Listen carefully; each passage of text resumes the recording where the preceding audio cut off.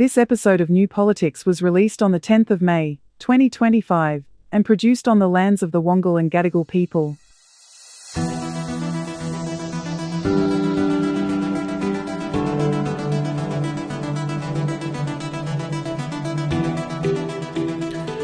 Hello to our audience and hello to you, David. And what an election result. I'm still in a little bit of a shock about all of this. A few people said that we should have recorded this post-election episode on the Sunday morning after the election. But David, I just think we would have been lost for words, not because we wouldn't have had anything to say, but we were still in a state of shock on Sunday morning. No one got it right, not even us. My two major things were that they were either going to get an increased majority by 2 or 3 or maybe 4 seats. I could see a path where the minor parties would force Labor into a minority government, although that did seem less likely. But nobody saw that Labor would end up with a landslide. And nobody saw the extent, I think, of the Liberal Party in particular. And when they talk about coalition voting down, it's the Liberal Party that collapses. The Nationals, I think, hold their seats or they lose one, and we're still waiting on the pre-polls. Well, we are still waiting on the pre-polls, but there was a call from our audience to release the post-election podcast as soon as possible, but it was probably best to wait to see how all the dust settled this week. But yeah, and the dust is still settling. Well, that's right, but in this episode, we've got an action-packed episode coming up. We look at the winners, the losers, the independents, how the campaign was won and lost, and what the future looks like for the next parliamentary term. So, yet again, David, we've got another action-packed episode coming up. And I can't wait. And just a reminder that New Politics is produced by independent media. You can listen in, share, subscribe and support New Politics at Patreon and Substack. It's just $5 per month. Or you can donate directly at our website at newpolitics.com.au. And of course, all of this is a good way to support independent journalism. Here it is. Here it is. Here it is. Here it is.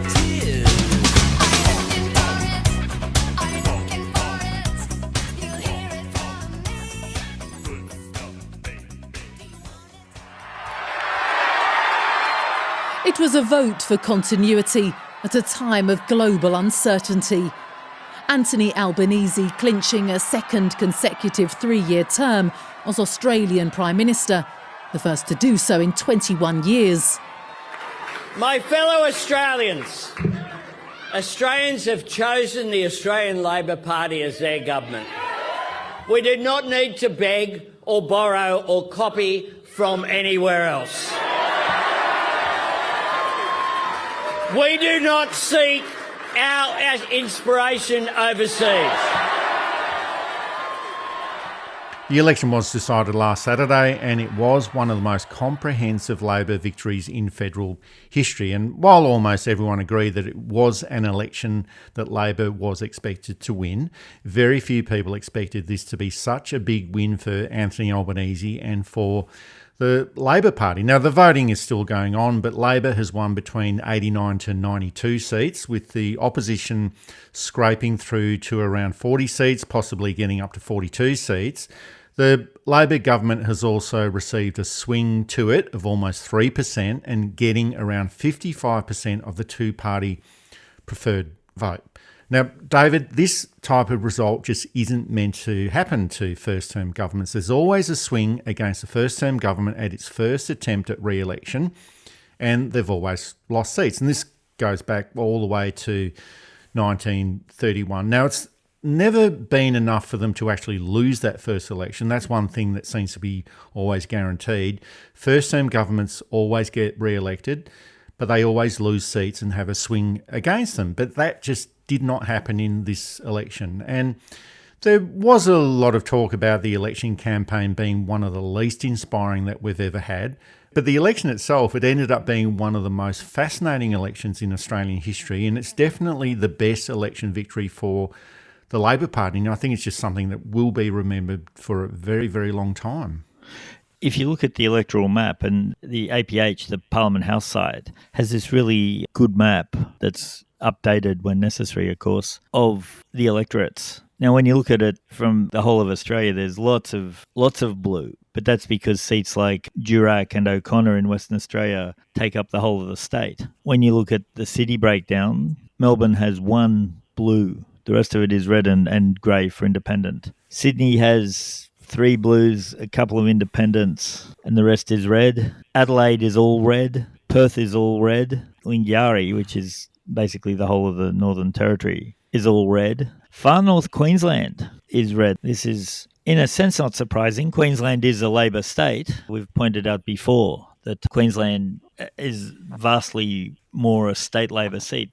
Oh, that's right. Definitely at the state level, it's definitely a Labor seat, even though they've got an LNP government at the moment. But the federal Labor Party's been an electoral graveyard for almost 30 years.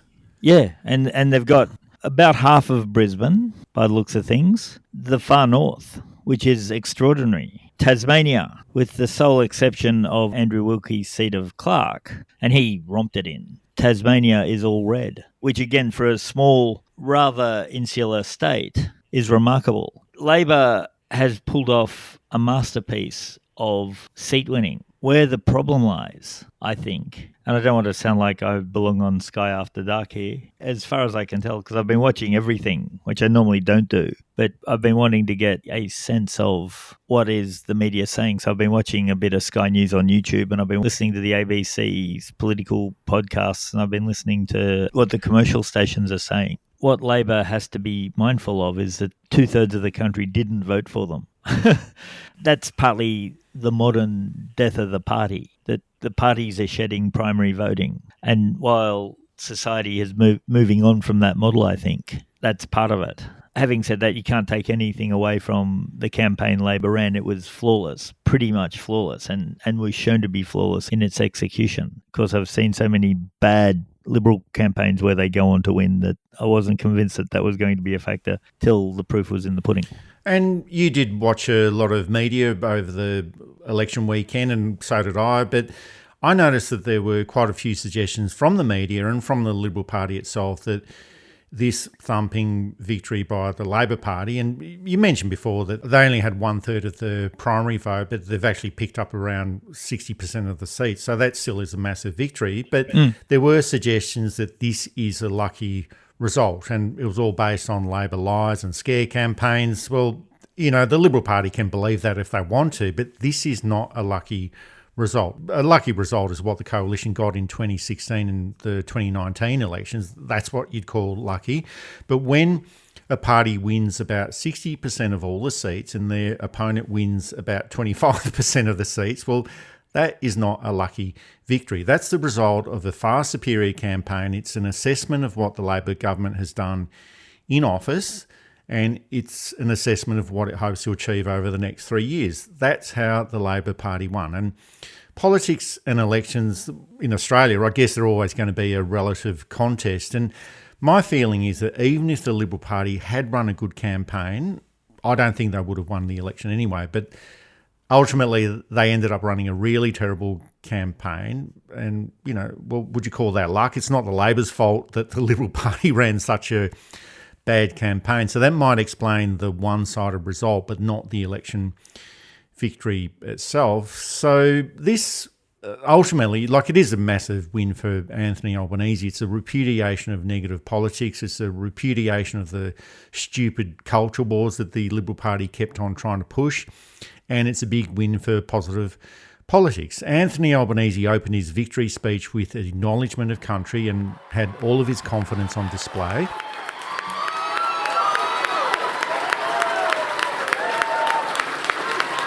And I acknowledge the traditional owners of the land on which we meet.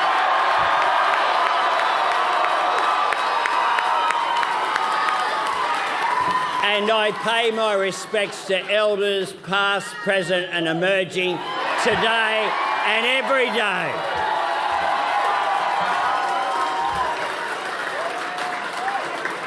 Today, the Australian people have voted for Australian values. For fairness, aspiration and opportunity for all. For the strength to show courage in adversity and kindness to those in need. And Australians have voted for a future that holds true to these values, a future built on everything that brings us together as Australians and everything that sets our nation apart from the world. So, David, it is a big win for the Labor government, and it's Labor's best result since John Curtin in 1943. It's bigger than any of Bob Hawke's victories or Gough Whitlam or Paul Keating or Kevin Rudd, and it certainly doesn't get much better than this, does it? Not if you're a Labor supporter, and even though, we'll be... Well, we are looking at the Labor Party first. We will look at the Liberal Party later on. Don't worry about that. But I also want to say, even though if I'm being critical of the party, I don't want to take anything away from the victory. They won fair and square, and they won comprehensively. And they won against a hostile media and an electorate that's hurting. And they were able to prosecute their case in such a way. The stuff that might have cost other governments seats didn't. And hopefully they'll start to address that type of stuff now that they have what they see as a mandate. And they certainly have a mandate in the lower house. There's no question of that. It was a well-fought and, from a campaign perspective, well-deserved victory.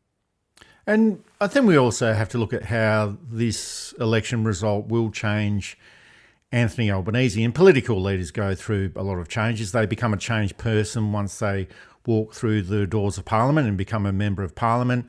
Once they've become the leader, they actually change as well. And once they've become Prime Minister, it's almost like they become a different person. And once you start racking up election victories, I'm sure you become a different person yet again. And I don't mean totally different, but they change their political qualities as well. And now that Anthony Albanese has won 2 federal elections, during the first term he did say that he'd be a cautious Prime Minister and made a virtue of that. And since the second election victory, which is now less than a week old, so we can't expect too much, he's already said that he's only going to act on the issues that the Labor Party took to the election. And you're left wondering, well, how is that going to fill up the next 3 years? They could probably legislate all of these things that they've talked about, the housing programs, changes to HECS, Medicare, early education, those minor tax cuts that are on offer.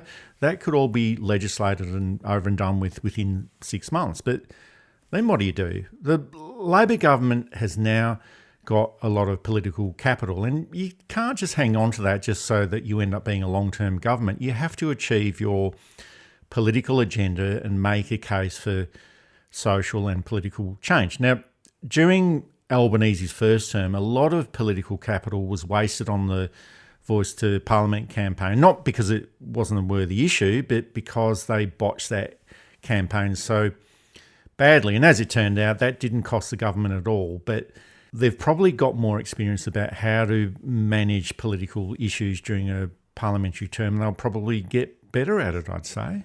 I think that they actually learned the lessons from that campaign. And I think it's a terrible shame that that was how they learnt those lessons in losing that so badly. It gave, of course, the coalition a sense of false confidence.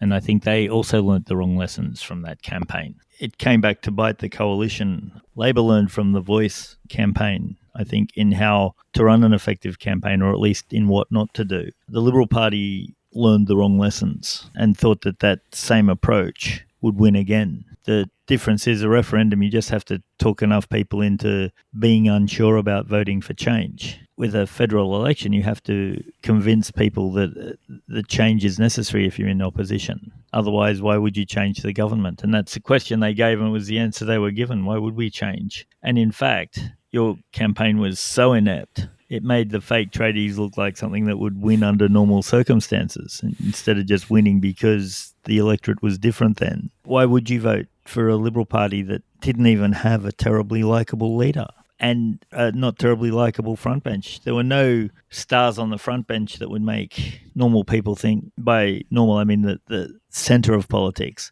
that Suzanne Ley makes a bit of sense when she speaks, or Angus Taylor, he's honest and clearly not dodgy.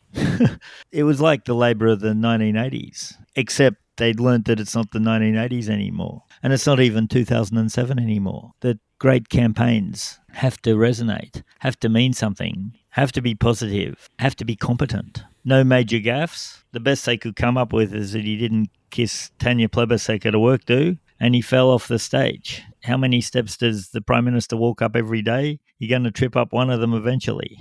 Whereas the coalition would announce a policy and 2 days later say, we didn't really mean it. I'm going to live in Sydney. Why? You're from Queensland and you're supposed to be a proud Queenslander. What's happened there? It was just exactly what not to do. Oh, absolutely. And ultimately, all of this has resulted in probably the most politically favourable situation a Labor government will ever be in. Now, we could argue about whether it's all about a far superior Labor campaign or a terrible Liberal Party campaign, but ultimately this has resulted in the best political situation a Labor government is ever going to find itself in. And they've got a large buffer of their own creation. They've got a seat majority of between 10 and 15 seats, and you just need 76 for a parliamentary majority, and they've probably got up to 92 seats. And then beyond that, there's an additional buffer between them and the coalition caused by the crossbench. And although there have been some seats lost by the community independents and by the Australian Greens, that buffer is still quite large. There's almost 50 seats between the Labor Party and the coalition. So that's absolutely massive. And the Labor government has also got a very favourable Senate, just needing the support of the Australian Greens to pass legislation. So obviously that's not as favourable as having complete control of the Senate, but that's more favourable than what they've had in the past. And the Liberal Party has become this dysfunctional rump that needs to redefine itself if it wants to survive. And, essentially right-wing politics in this country has been decimated. And a lot of people have been saying, well, Labor, you've got this very strong position, do not go for overreach. Look at what John Howard did after the 2004 election, and where they had a thumping majority and also had control of the Senate, went for overreach with work choices and all of those right-wing pet projects. They ended up losing the 2007 election after everyone said that they would be in office for another 10 years. Now, all of that is correct, I'd say, that you never know what might be around the corner. I'm pretty sure the sun's still going to rise tomorrow morning, but a couple of weeks' time, a couple of months' time, you just never know.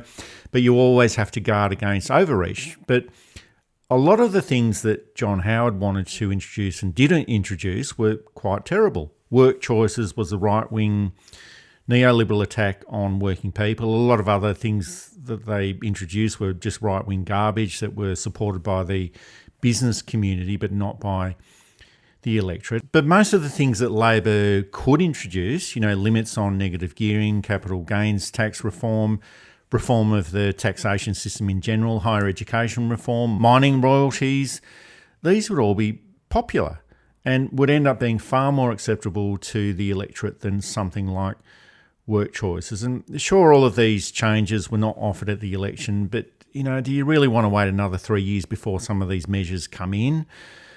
I don't know. Governments do need to be careful about what they introduce and the timing of all of these issues, but this is the time to do it. You rarely get opportunities like this in politics, and you just have to maximise this opportunity as much as possible. Work choices came from nowhere. He didn't talk about it in the election campaign. They hadn't really, it was sort of this vague philosophical thing. And so when he brought it in, it was not something that you'd expect, even though it was something you'd absolutely expect. But I think there are those two issues there, that it wasn't expected, it wasn't announced, and it wasn't politically palatable. And Labor needs to fix foreign affairs. Not everywhere. Our relationship with Indonesia and South Pacific is really good. Our relationship with China is on the positive side of things for a country where there's a bit of tension. AUKUS has to go. We just have to dump it. It's costing a fortune, and that money that's going to no submarines is money that could be spent in things that people, I think, want Labor to do. Health. The $8 extra billion into Medicare is terrific, but what if it was $80 billion? That'd be even better. It's Middle Eastern policy, supporting a genocidal government. Now, I thought that might have a bit more of an effect in seats with high Middle Eastern. It didn't, but you can't rely on this stuff not to bite. Labor needs to get a consistent policy. It either supports Palestine as per the Labor Charter or it doesn't. It needs to get a consistent policy. University system. Jackie Lambie wanted to bring in a review over vice-chancellors' salaries in universities. On the face of it, it was a good thing, although a couple of senior academics I spoke to suggested that it was probably more a way of kicking into the university than actually bringing in meaningful reform. Now, with Jackie Lambie's seat in doubt, we may not hear any more of this. But now would be the time to remove Jason Clare as Education Minister, put him somewhere else and bring in someone who can actually approach the massive problems in the university sector, which includes overpaid vice-chancellors, underpaid lecturers, courses that give no inherent value. Well, I guess the key issue would be just looking at equity at all of these different issues, like whether it's AUKUS or whether it's, to be honest, I don't think many people would be that concerned about the salaries the vice-chancellors actually receive, but cutting it back to a more equitable level, well, that's equity. You're getting equity in that sort of situation. And I guess that's what the Labor government should be looking at and applying, like the rule of equity across all of these different issues. They're not going to get any blowback from the Liberal Party or the National Party or the Coalition. That they're just too far behind. But my point is that this is the time that you apply all of those Labor values across the board. It doesn't matter what it is, you just apply it as much as possible. Yeah. I hope I'm not sounding like a raving socialist, but that's what... We were called obvious Labor members or Labor voters the other day. No, we were called obvious Greens voters the other day. I thought that's interesting because we get a bit of feedback that we're anti-Green. So maybe we just do self-loathing votes. I vote for the parties I most disagree with. Again, the party is right to be celebrating. This is a historic victory. I think unprecedented. We can look at 43, 46, 83, 2007, 29, and none of them are quite as good. And I think Labor should start to think about using its political capital in good ways. I suspect it's going to take more than a term to fix the housing issue. But if they start bringing in public housing and start that building, and by the end of this term, a lot of that problem will be alleviated. Probably not with the people they want it to be alleviated with. And I think this is one of the issues with the housing problem, is that they're trying to appease those who've done well from housing without trying to help those who haven't done well in housing. In that interview you did with Purple Pingers, he said, study after study after study after study shows that public housing solves the problems. Everything else is just a band-aid or a panacea. And Labor could do the hard work and burn the political capital and maybe lose a few votes in the upper middle class, which they were probably never going to keep anyway, but be remembered as a reforming, compassionate government. At some point, you've got to start looking at your legacy. Peter Dutton now has no legacy, or not one worth repeating. Anthony Albanese has a chance to really carve himself into the Labor pantheon. He's got to start being a little bit bolder, not too much, but you don't want to be like the Blair government in Britain, where, we'll be radical next term. We're still consolidating, we'll be radical next term. Tony Blair is now persona non grata amongst a lot of political figures on both sides of politics. Everything comes at a price. Well, if your bank account is full, you've got to spend it. Or you save it for the rainy day, knowing that there'll always be a rainy day. But now would be the time to boost the economy, to go through and become a Labor government. This is New Politics with Eddie Djokovic and David Lewis, the best podcast on Australian politics and news commentary. You can support us through Patreon and Substack, and also find us at newpolitics.com.au.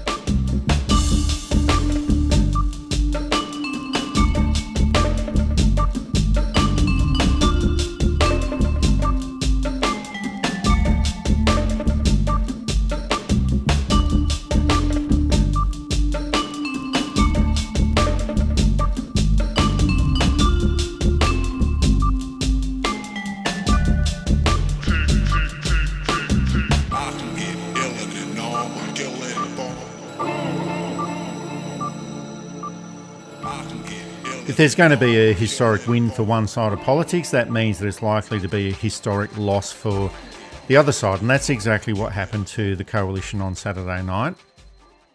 Well, tonight's not the night that we wanted for the Liberal Party or for our coalition or indeed for our country. But we've worked hard every day over the course of the last 3 years to do our best for our amazing country.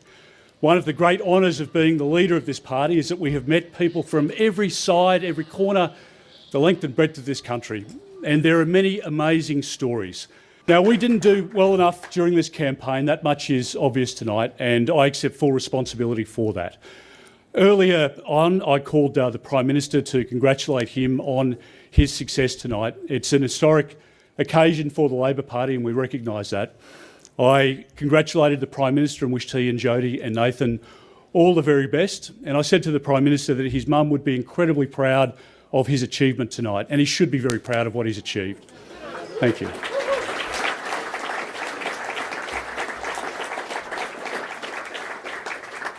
It's not our night, as I point out, and there are good members, good candidates who have lost their seats or their ambition, and I'm sorry for that. We have an amazing party and we'll rebuild. The coalition recorded its worst loss ever, its lowest primary vote, its worst two-party preferred vote ever, and the worst tally of seats won on a pro rata basis. The National Party, as it always does, it seemed to hold, but all the damage was done by the Liberal Party. And it had the worst leader ever to run at a campaign. It also ran the worst campaign ever. It lost around 18 seats, and to top it all off, Peter Dutton became the first incumbent opposition leader to lose their seat at an election in federal history. Now, the Liberal Party, it's lost most of its seats in inner metropolitan areas and most outer areas. It lost so many urban seats that it's almost become a second regional political party after the National Party. But as far as election losses go, it does not get much worse than this. You know, and we should never write off a political party, David, but it's just really hard to see them coming back from this. It won't be the next election. The swing is way too big now. It was mathematically impossible from the last election, but the hope that they would have had, I thought, was to position themselves for 2028. That's gone. The earliest they could consider even perhaps having everything go in their favour is 2031, and I think it might even be 2033. I've said fairly consistently that the next Liberal Prime Minister probably isn't even in the House yet. And with the losses of Wallahan and Archer, that's even more likely. The Liberal Party kept listening to its own advice and the advice of its media sycophants, and kept moving to the right and kept moving to the right and kept moving to the right. And then kept on saying that we've got to move further to the right yet again. Yeah. Now, I will note, as far as I can tell, that argument has somewhat stopped. A lot of the far right-wing analysts, like relatively far right-wing analysts like Paul Murray and Peter Credlin, are actually saying, and I think this is absolutely correct, they've got to focus back on the city. The Liberal Party was formed as an urban and suburban party for the middle class, aspirational middle class in 1944. And it had always really been that. And that's why the coalition has always been a bit uneasy. Paul Keating said the city slickers and the country bumpkins. Keating had a beautiful turn of phrase, as we all know. But yeah, basically the spivs from the country and the spivs from the city getting together, the agrarian socialists and the free trade capitalists. It's been a remarkable coalition in terms of its consistency. But in moving further and further to certain national positions, the Liberal Party lost its heartland. And I'm not just talking Kooyong and Deakin and Wentworth and McKellar and Bradfield and those seats, Bennelong. They lost those aspirational seats where on the outskirts of Sydney and Melbourne and Adelaide and Brisbane, where they didn't always win. But when they were winning elections, they got them. And when they lost elections, they didn't lose them by much. It seems they've got Goldstein back, and Kooyong was close. And we'll talk about Goldstein a bit later. That might give them a false sense of security because, for me, this seemed like a flush the drain election. Maybe not drain the swamp, but definitely flush the drain. Flush that stench of the right-wing brand of politics started off by John Howard in the 1990s when the Liberal Party pushed out most of the moderates from the party, and then they became a capital C Conservative Party. And, sure, they've had success for most of this time. They were in office for 20 of the 26 years between 1996 and 2022. But, we did talk about this a couple of weeks ago, that what has started off with John Howard has now ended with Peter Dutton. And, they dished out a whole pile of incompetent right-wing rubbish and culture war crap and expected to win just by turning up. But for me, this style of politics is over. That's what the big message of the 2025 federal election is. The Liberal Party probably thought, well, we still won those elections in 2016 and 2019 with poor campaigning. They might have thought that 2022 might have been a slight aberration and a bit of a repudiation of what they had to offer. And they thought, well, that's okay. Our brand of politics still works. Let's dish it out some more. But the big issue is that they did not listen to what the 2022 election said to them. And the message was that they had to be more progressive, they had to be more inclusive, appeal to women, just become more decent people instead of behaving like arseholes. And they ended up, after the 2022 election, they just ended up doing the complete opposite. And for me, they're still not getting the message. Here's Rita Panahi from Sky News having a quick chat with Tina McQueen, who until recently was the National Vice President of the Liberal Party. Tina, what is the danger of the higher-ups within the Liberals, the authorities within the Liberals, listening to this very poor advice and veering further left and, again, becoming Labor light? The Liberals don't win when they're Labor light. We've seen that in WA, we've seen that in Victoria, and yet this is what's being proposed federally. Oh, it's just crazy. When Dutton and we were all on that Trump train, which I'm still on, if we had stood firm by that, but that, as I said, the federal executive got spooked by we can't upset the immigration, we can't say anything bad about welcome to country. All this is ridiculous. They were spooked, absolutely spooked. Instead of going harder and standing firm on those bold policies that the people respect, they backed off them. And that's where people lost respect for Dutton and became very confused as to what his policies were. It's just a shame that he was hijacked by that executive and the left of the party into taming things down. It was ridiculous, and that's why we've got the result we have. So, David, just doesn't seem like there's much listening going on there. At Sky News, certainly, but everything is wrong with the Liberal Party at the moment. Now, that's just not at the federal level, it's at the state level as well. And we talked about it before. They're still in office, or they're in office in Queensland, Northern Territory and Tasmania, but fundamentally the party's not working at the moment. And all of that focus on the culture wars, the lack of policy development, the lack of ideas, attacking the left, attacking Indigenous people, all those race issues, attacking migrants, fear campaigns on China, the fear of outsiders. Now, they might point to the fact that they've picked up the seat of Goldstein from a community independent, and possibly Kooyong, that's looking unlikely, and retaining the seat of Bradfield, that's more likely.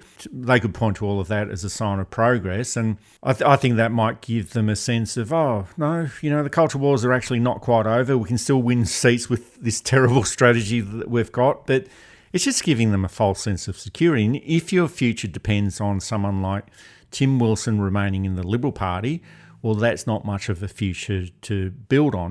No one really knows what the Liberal Party stands for anymore, because it's pretty obvious that it stands for not very much at all.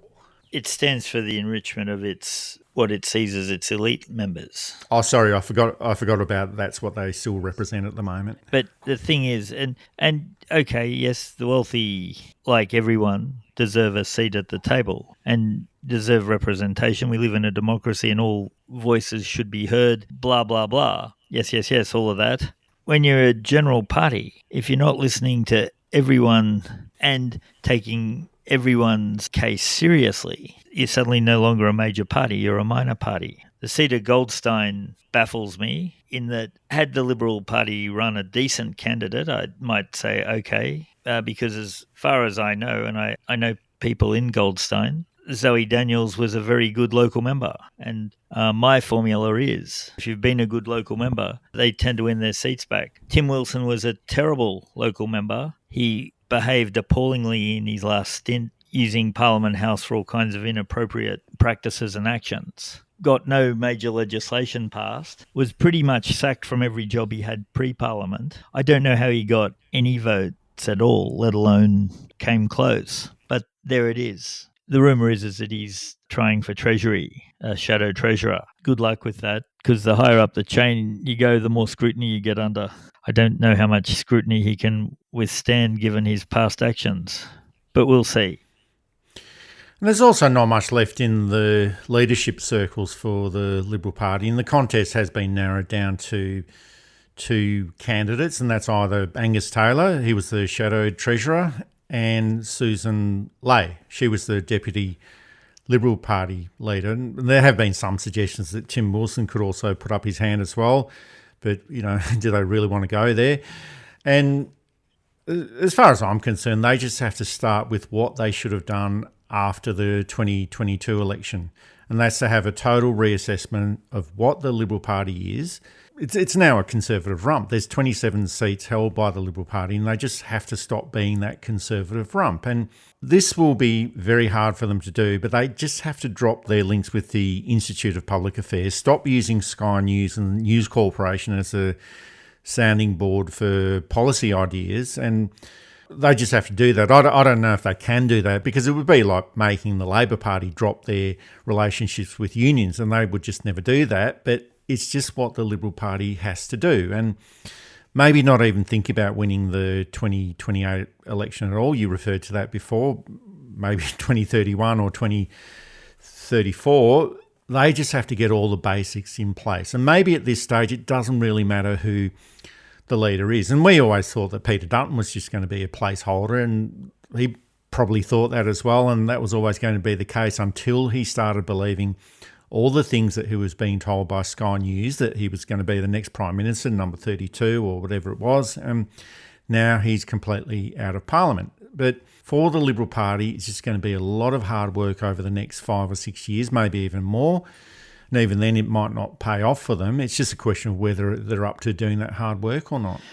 When Menzies formed the Liberal Party, it was formed in 44, lost the 46 election quite badly, but won the 49 election, and won the 49 election quite comprehensively. It ran a very strong campaign. It was a slightly deceptive campaign over public ownership of banking, but it was a strong campaign. And he had a very talented frontbench. The 49 Menzies frontbench is considered one of the most talented of the Australian Parliament. And Menzies then was able to stay in government, or the Liberal Party was able to stay in government till 1972, for better or for worse. Yeah, when you're looking at a choice between Angus Taylor and Suzanne Ley, it doesn't really speak long-term rebuildability. So they've gone from one placeholder, and Dutton really was a placeholder. He just happened to survive a lot longer than perhaps he should have, and certainly perhaps that everyone was expecting him to. Oh, but my point is that it doesn't really matter who the leader is at this stage. They have to forget about leadership issues, whatever,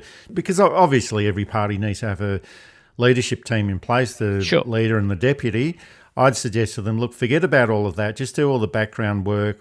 Everything else will sort it out. If you just forget about trying to win the next election, or even the one after that, just get all your fundamentals in place. If it's Angus Taylor and Susan Ley who are the leaders in 2031 or 2034, good luck with that.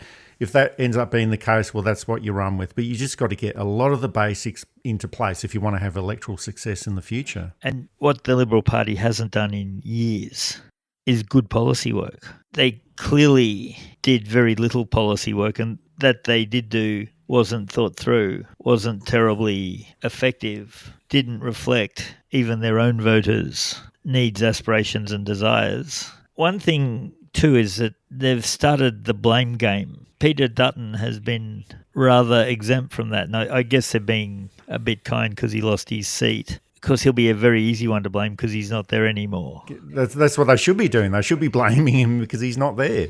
But there was a lot who came out, or there was maybe not a lot, but there was a lot of noise about how unsuitable Angus Taylor, and they were rightly saying, Holly Hughes springs to mind as having said this explicitly, that there was no work done on serious economic costings or policies, which was one of the factors. So the blamers started within their circle. I mean, you could go back and blame Nick Minchin for realising that Joe Hockey had overplayed his hand, and Minchin was then able to put Tony Abbott in as Liberal leader, and from there things went downhill. Abbott wins a term in government, and it's a disastrous term. The party behaves like feral spoiled brats for Malcolm Turnbull. To his credit, did try and make the party more moderate, although he was probably the wrong person to do it. At least he saw where the issues were, and then gave us Scott Morrison. And Scott Morrison was an utter and absolute disaster.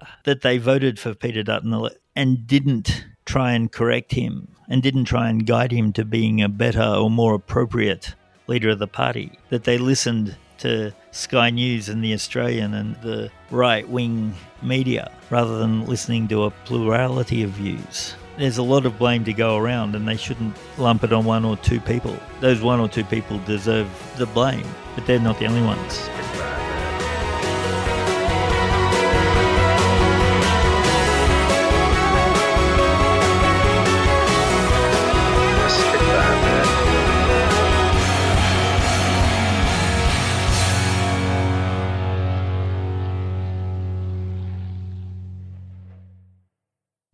It wasn't a very good night for the Australian Greens. In the 4 lower house seats that they did hold, they had swings against them of between 1% to 4%. They lost 3 seats, including Adam Bandt's seat. And we suggested last week, David, that the federal election could possibly replicate what occurred in the Queensland state election last year, and it ended up being a repeat of that. And it's almost a case where this might be out of control for the Australian Greens when there's a big swing on. It doesn't really matter whether it's to the LNP or to the Labor Party. The Greens will suffer. Now, there might be other issues going on. They did play hardball on housing, where they were seen as obstructionists on government's housing policy. And even if that resulted in better policy, they ended up getting the political blowback for that obstruction.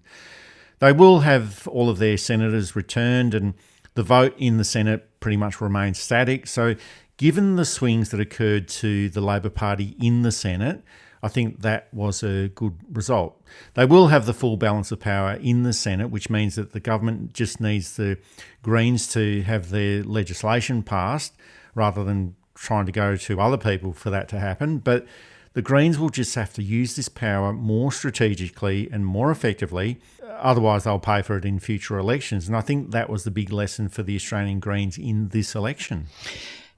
They do very well. All of their senators in New South Wales, I think they even grow their Senate count, and their appeal to the youth might not quite have translated to the lower house, but it's certainly translated to the upper house. Yet they maintain, in an election that was all Labor and Labor's day, the Greens do maintain their position and end up in a better senatorial position. They can't be subverted now. The government is going to have to think about, how does this legislation get us through? Because the obstructionist thing worked for a bit, but after a while it's not going to work. People will start to ask, well, why do they keep obstructing? Are they just a bunch of... So the Greens, if they play their cards right, is in a very good position to make a difference, and a positive difference in the type of ways they want to make that difference.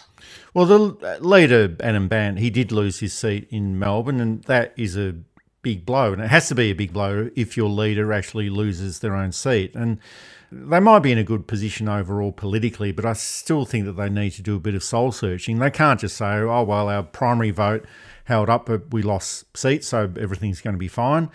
Well, that's not good enough. The Labor Party or the Liberal Party, they'd never say that. And they'd never say, oh, look at our primary vote. We lost all of our seats, but primary vote is still looking good.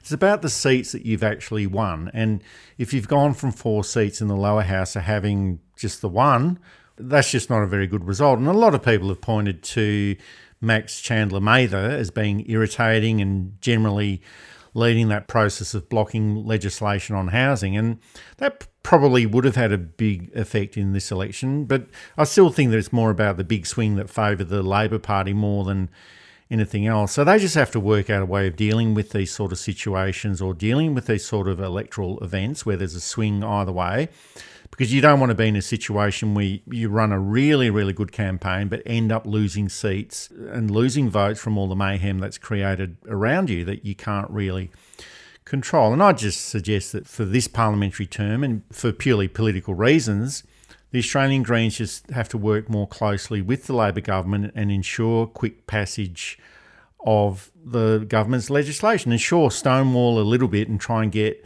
more of what you want and try and improve the legislation. But holding up legislation for 6 months, and they did that twice on housing legislation, so that's a year effectively, and then getting a political beating over it, that's probably not the best approach anymore. I think aligning themselves with a successful Labor government, if that's the way that it turns out, I think that will benefit the Australian Greens in future elections. One of the things that the Greens has is they're probably the most honest of the parties. As far as I remember, and I don't think it's changed since I saw this, no Green has ever faced ICAC in any of the states or any of the corruption agencies. You can't say that about all of the other parties. And the Greens, to attract a very idealistic membership, and I suppose all parties do, but Labor and Liberal have a structure where you join Young Labor, Young Liberal, and you learn to a greater or lesser extent the art of political compromise. What's worth winning? What's worth losing? And if you're losing this, does this loss cause you to win something greater in the future? That type of stuff. The Greens don't really have those types of mechanisms. So I think their ability to play hardball is compromised by the fact that apart from stonewalling and digging their heels in and being seen to be obstructionist, there's going to be comments, and we welcome the comments. This is the perception. This isn't necessarily the reality, and it's perception that matters. The Greens have got to try and show themselves that they can compromise without compromising themselves. Okay, we will let this legislation through, but we're going to put in something that means a lot to us down here. And we mightn't like this bit of legislation terribly much, but that's offset by the fact that we've managed to cut emissions here or create a new national park or stop a dangerous development or whatever. I think they're starting to learn that.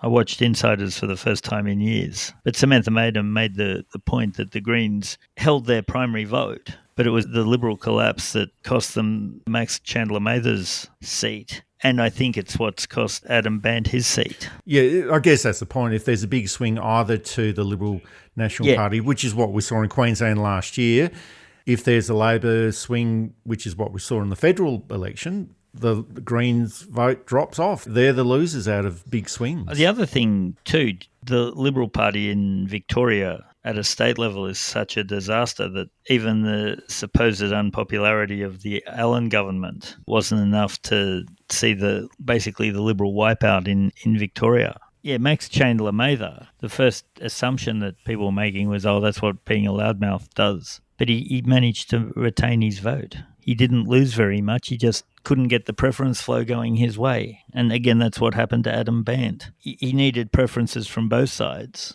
but he only got them from one. And the Greens, I think, are going to have to hire some kind of, maybe Anthony Green, now he's retired, might do the odd consultancy work. Maybe he can explain to them how you don't have to rely on preferences from both major parties, that there's a third or fourth part, because that's going to be the problem. And I'm not sure that they'll get back into the lower house soon if the Liberal Party vote doesn't improve for them.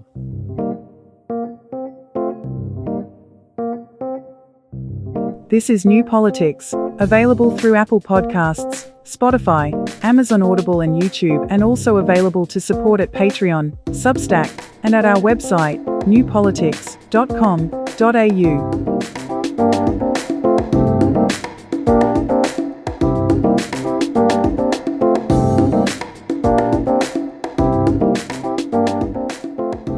The community independents did reasonably well on the night. Allegra Spender, Zali Steggall, Helen Haynes, Kate Cheney, Sophie Scomps, they all held their seats.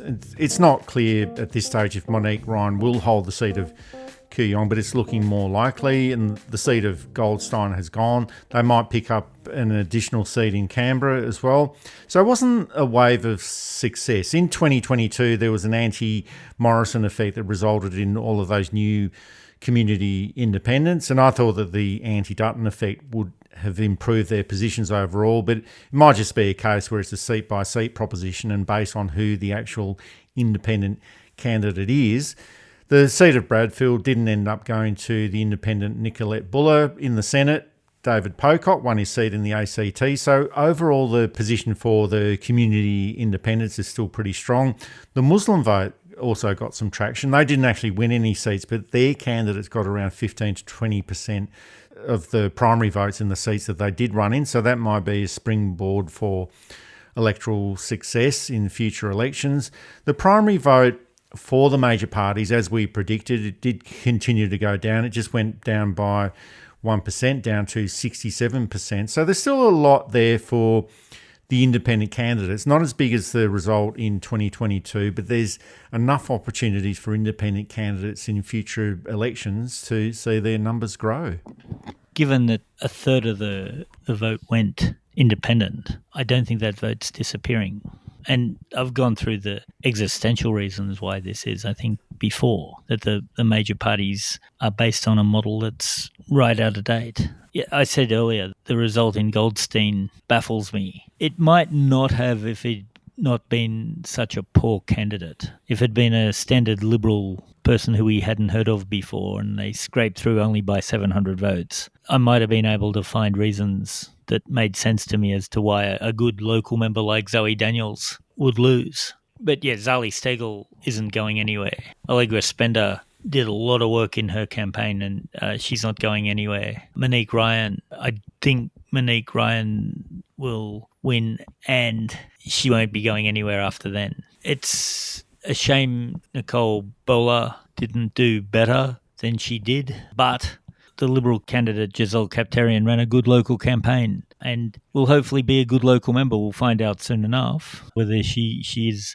reflective of the way the party is going to go or whether it's just more of the same. And of course, the Liberal Party threw a lot of money at this election in these seats. Di Lee, who I said wasn't going anywhere in Cabramatta, was returned. And she claimed she only spent a tenth on her campaign that the Labor Party spent to unseat her. It was an election, I think, that was fought on local issues. But I think it was also an election that looked at the figure of Peter Dutton and the rabble that the Liberal Party had become and said no thanks. Because even though I've said 2/3 of people didn't vote for Labor, 2/3 of people didn't vote Liberal either. And I think that's important to remember. And whereas the Labor vote was able to translate into a peaceful transfer of power in a democratic system, the Liberal vote looks like it's going to kill the party altogether.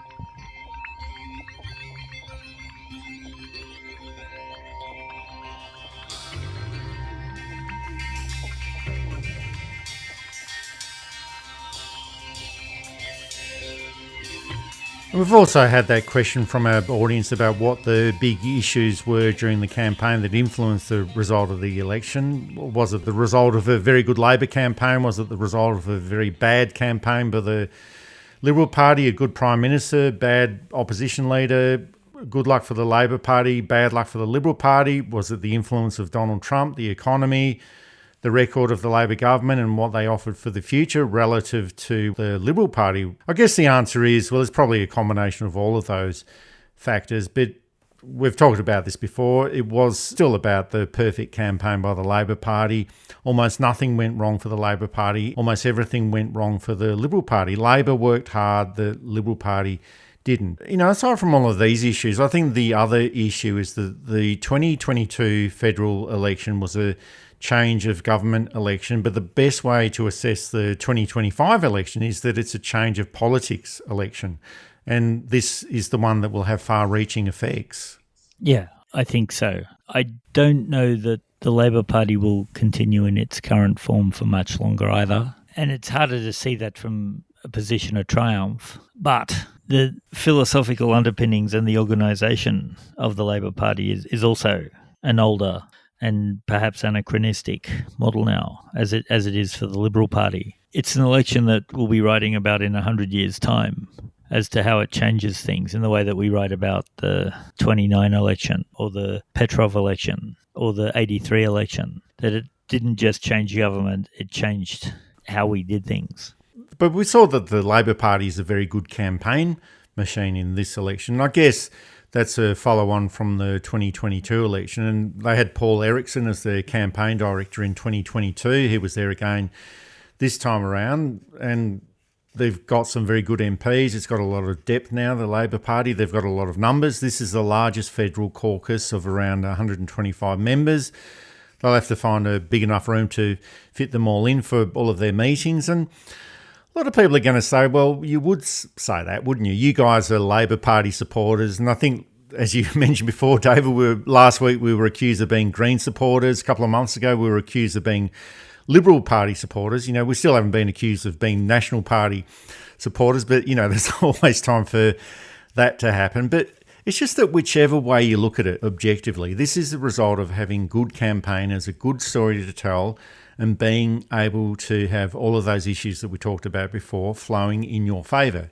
And on every issue, you know, on health, on education, economy, national security, even Donald Trump and international affairs, every single issue flowed in the favour of the Labor Party. And it's not like these things just happen automatically. The Labor Party made these things flow in their favour through having a good campaign. It's always going to be the case that the winners will say that their campaign and their techniques were far superior and were absolutely brilliant, without, you know, revealing exactly what was going on behind the scenes and how shit scared they might have been of losing. But that's pretty much what happened. It was a far superior campaign and far dealing with the issues in a far superior way. And for the Liberal Party and for the National Party, it was the exact opposite. You know, nuclear power is still a big problem for them, and they still want to push through with this big losing policy. And, you know, with the Nationals and Tim Wilson saying that they will keep going on with the nuclear power policy. And they couldn't make a case for any of the policies that you'd normally expect to see from a Liberal Party or any of the issues that you'd normally see the Liberal Party campaigning on. They had poor campaigning techniques. They focused on the wrong issues that no one really cared about. They had a diabolical leader in Peter Dutton. And, you know, maybe the election wasn't lost during the campaign. The 2025 election campaign, or the 2025 election, was lost on the night of the 2022 election when the Liberal Party learned absolutely nothing. That's probably when this election was lost for the Liberal Party. Yeah, I think so. In the article that we did on Monday, I also point to The Voice. And I said at the time that no matter how The Voice went, it would be the end of Peter Dutton, because he'd either have to agree with it and isolate a lot of his support base, or disagree with it and be seen as a racist. And again, I'm not saying he is a racist necessarily. I don't know the man. I've never met the man. It's a perception. It was really a Pyrrhic victory for him. That's going to take a long while for the party to process too, that you can lose elections in the future from what you do today. And when the glow of victory has dimmed for Labor, they probably should look in and see what time bombs have we set for ourselves in this victory that we can stave off and build on the victory, which is something the Liberals never did. They just assumed that they would be returned to power, I think, which explained the lack of policy, which explained the lackluster performances, which explained the lack of care of how to craft the image of your leader. And it turns out Peter Dutton had it in him. His campaign speech was quite incredible. It was very nice. It was very well done. It seemed genuine. It seemed heartfelt. If you can fake sincerity, you've got it made. But I do believe he meant it. If we'd seen even a glimpse of that person over the last 3 or 4 years, they wouldn't have won. There was no way they were going to win this election. But he might have put them into the type of position where they can win for the next one.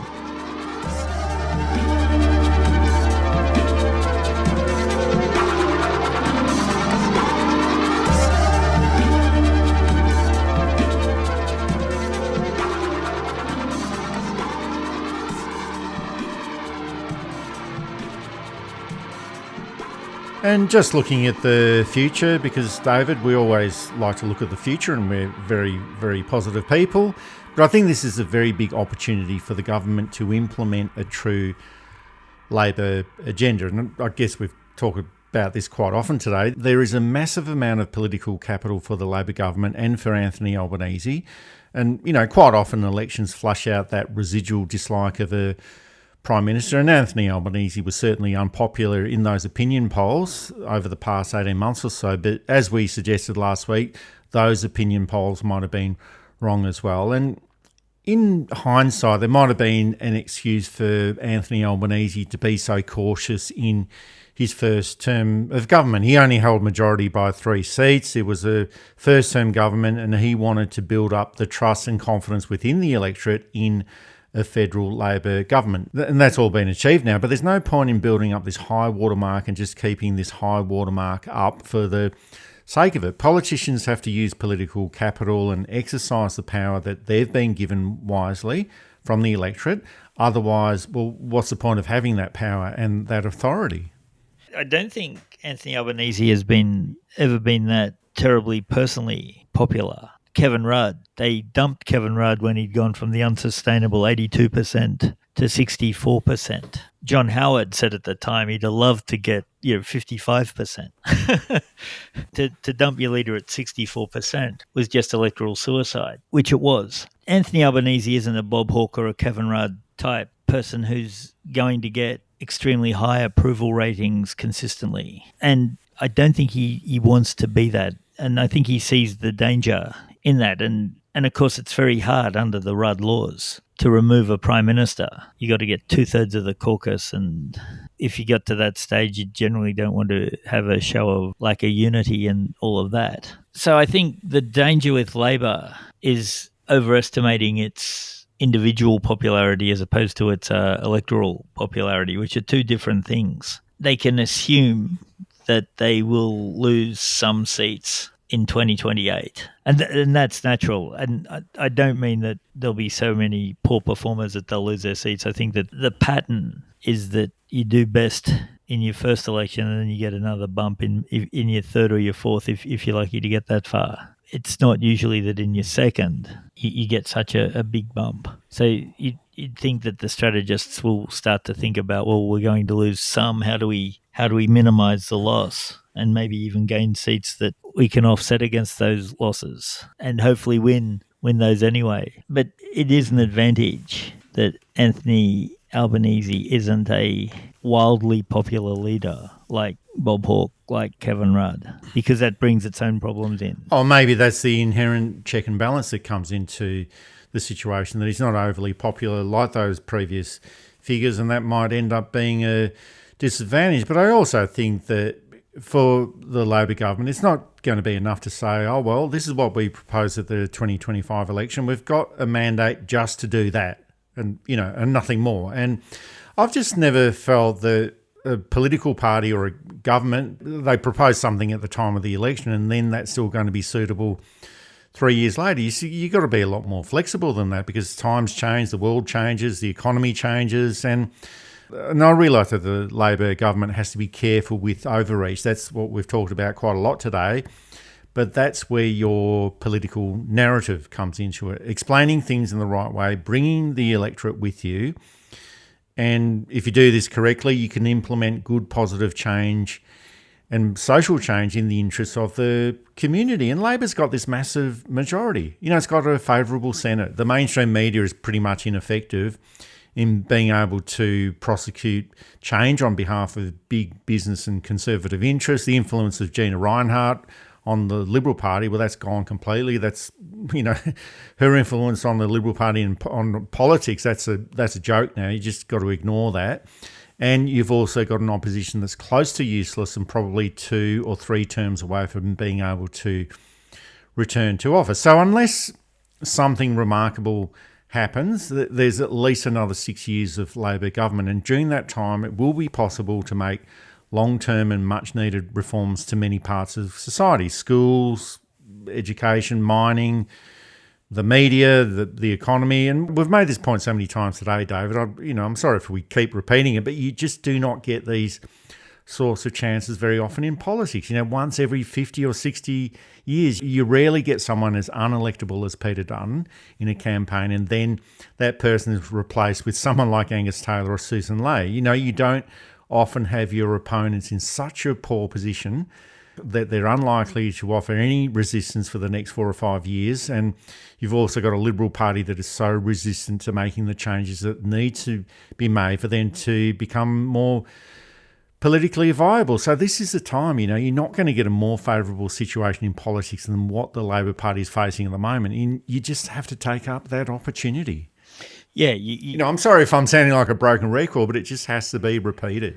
Fortune favours the bold, grasp the nettle, carpe diem, kick out the jams, however you want to phrase it. Labor's got an unprecedented chance to push Australia to be the progressive, open, multicultural, prosperous society that's in it. And it's always been held back by small-minded governments. And it's been really one step forward, 5 step back thing for a long time. This is how you cement your legacy. I went through some of it earlier. But now would be the time to reform the banking system. Get rid of the shonks and the spivs. Now would be the time to distance yourself from a dangerous American government. A government that's more interested in entertainment than policy. Now would be the time to make Australia a middle power in the South Pacific. To make it a friend to the major powers. To realise that the Far East to them is the near north to us. To